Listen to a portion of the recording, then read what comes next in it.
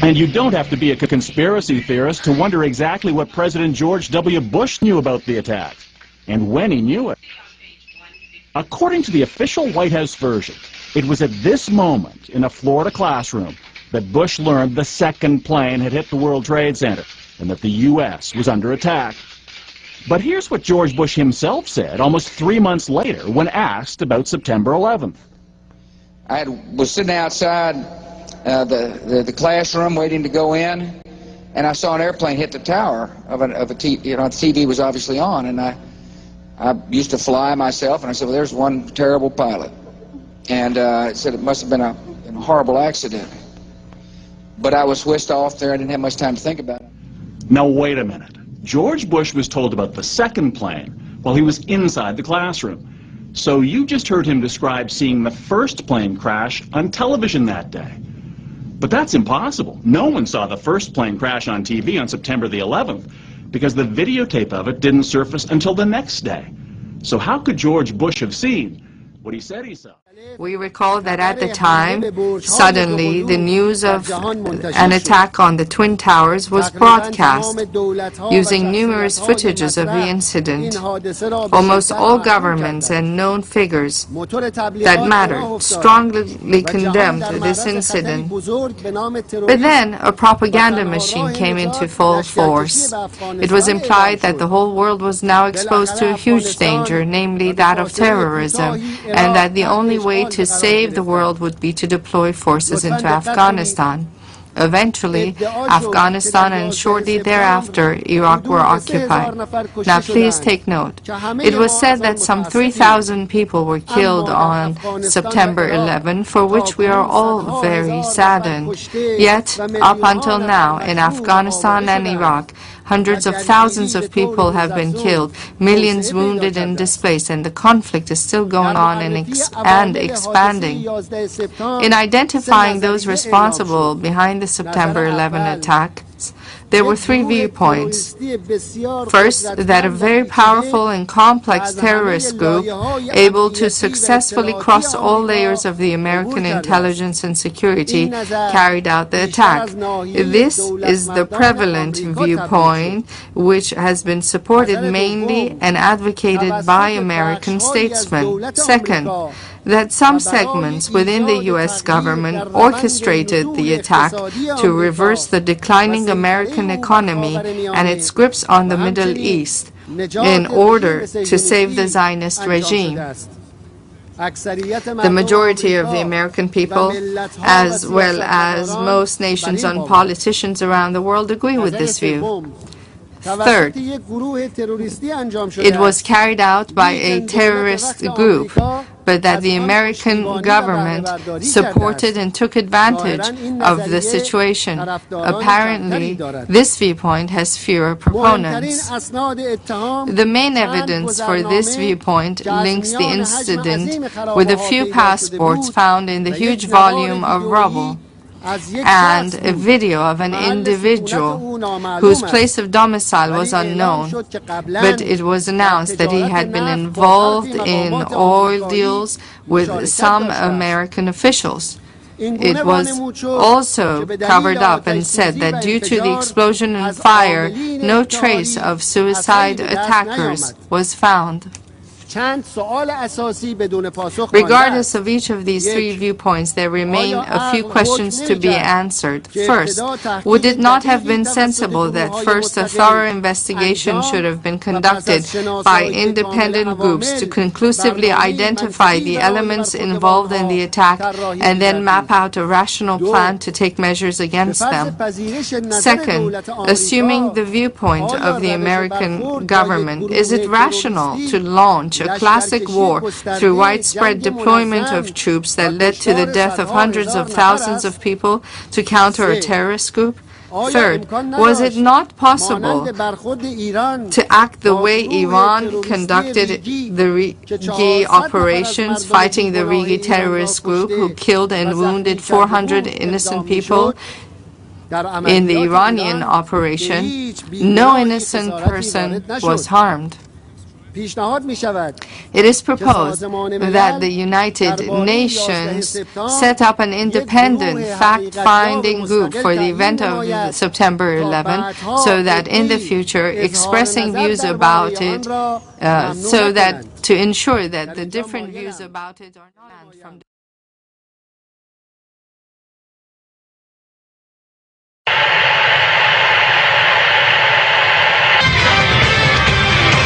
bringing joy to children. For my baby. Rub my seasoning. My name is Brad and I'm a conservative Republican. Last summer I happened to come across a video on the internet about the World Trade Center collapse on September 11th.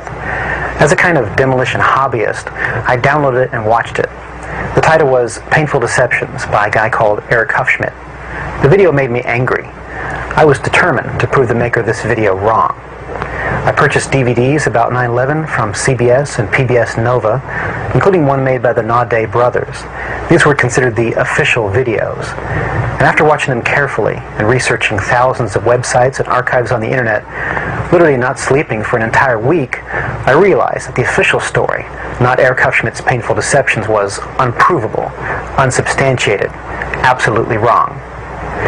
What you're about to see is information you should already know.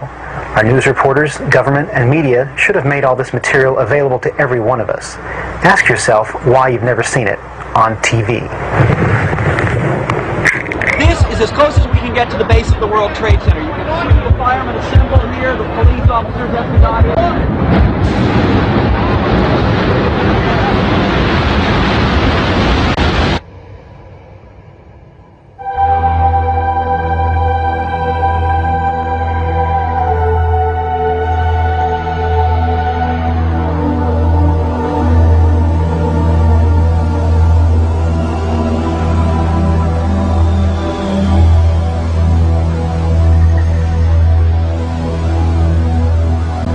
On September 11th, we learned that 4 passenger planes were hijacked and taken radically off course.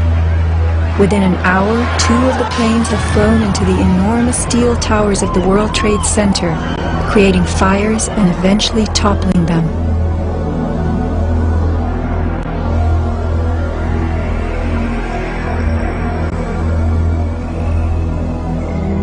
Dazed by the news, the American public soon believed the fires in the towers had burned so hot they caused the steel frames of the buildings to give way.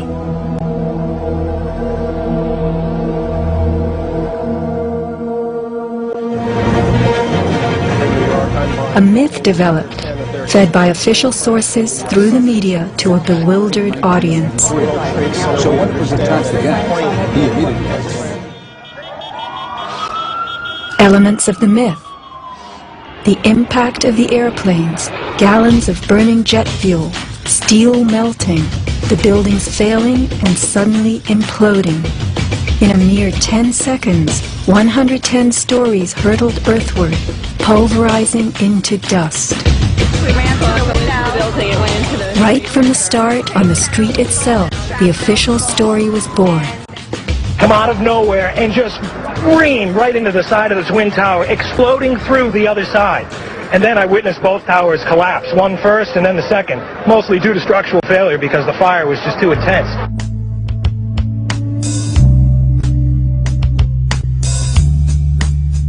The myth bled into the FEMA report and was echoed by the experts. It was the combination of the impact load doing great damage to the building, followed by the fire, that caused collapse. John Skilling and Les Robertson were the structural engineers who designed the streamlined steel frames of the Twin Towers in the 1960s. Because a wayward Army bomber flew into the Empire State Building in 1945, the towers were built with skyscraper crashes in mind. The airplane we were envisioning was the largest airplane of its time, flying slowly and low, lost in the fog. We designed the buildings to take the impact of the Boeing 707 hitting the building at any location. But the aircraft that hit the towers was a Boeing 767, heavier than a 707, fueled for a transcontinental flight and traveling fast. 707s and 767s are comparable. The maximum takeoff weight of a fully loaded 707 is almost 334,000 pounds. As airplanes only carry the fuel load they need, the smaller model 767s that struck the towers were not, in actuality, maximally fueled or close to their maximum takeoff weight. As for the heat of the fires, listen to the radio communications of these New York City firemen. We got tanks outside the pockets of fire, but should be able to knock it down 2 lines. Where you know that? 78th floor. We got tanks outside the pockets of fire. Isolated pockets of fire. 2 water lines to knock them down. FEMA's executive summary relays that much of the fuel in the planes, jet-grade kerosene, was consumed by the initial fireballs and the following few minutes of fire. It then tells us that the burning jet fuel spread between floors and ignited the building's contents, causing more fire and generating heat. This was somehow enough to bring down the tower's 47-column steel core, 236 exterior columns, and thousands of steel trusses all at the same time. Watch the towers smoking in the aftermath of the plane strikes. If you have ever tried to light a wood fire, you will know that smoking logs tell you the fire is not burning successfully. Smoke is the sign of an oxygen-starved fire. The Twin Towers stood for over an hour, smoldering but not flaming. During that time, thousands of people were evacuated by way of the stairwells. Others, trapped by debris, stood in the smoke-filled windows and signaled for help. In fact, the towers did what they were built to do.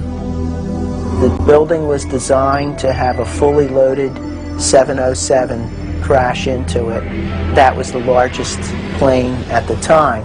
I believe that the building probably could sustain multiple impacts of jetliners because this structure is like the mosquito netting on your screen door, this intense grid, and the jet plane is just a pencil puncturing that screen netting.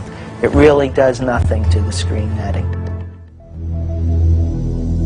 The towers were built to withstand 140-mile-an-hour gusts produced by winter storms. Anyone in them on a windy day could feel them swaying.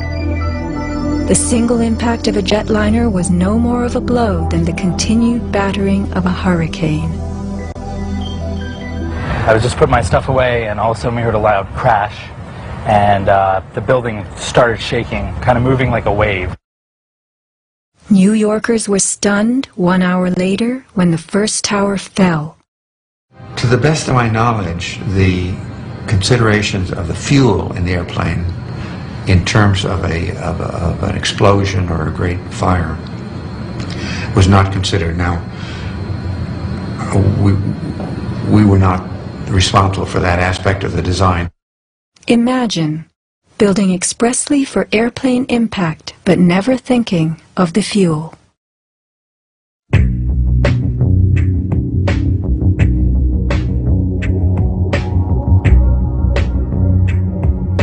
Never before in the history of the world has a steel building collapsed due to fire.